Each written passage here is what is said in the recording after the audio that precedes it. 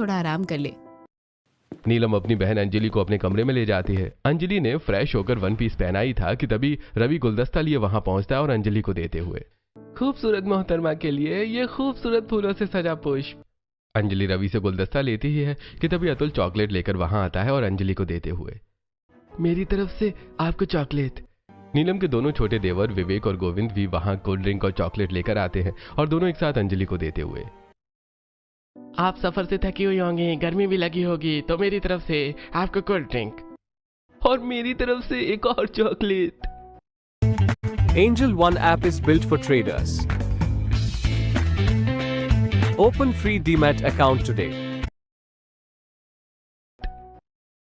अरे देवर जी, मेरे आने पर तो आप इतना खुश नहीं थे जितना आप मेरी बहन के आने पर खुश हुए हो।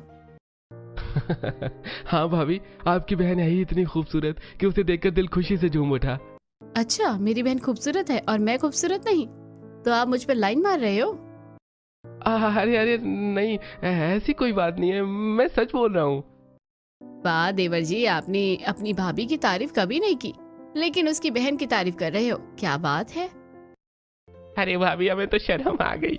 नीलम के चारों देवर शर्माने का नाटक करके वहां से चले जाते हैं। कुछ देर आराम करने के बाद अंजलि नीलम के साथ किचन में जाती है। दोनों बहनें मिलकर दोपहर के खाने के लिए दाल पकने को रखती हैं और सब्जी के लिए सूरन फली काटने लगती हैं। तभी नीलम का बड़ा देवर रवि वहां आता है।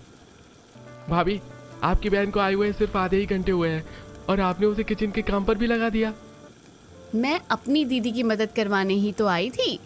तभी वहां अतुल आता है और अंजलि की बात सुनकर, मेरे होते हुए भला आप इतनी गर्मी में काम कैसे कर सकती हो?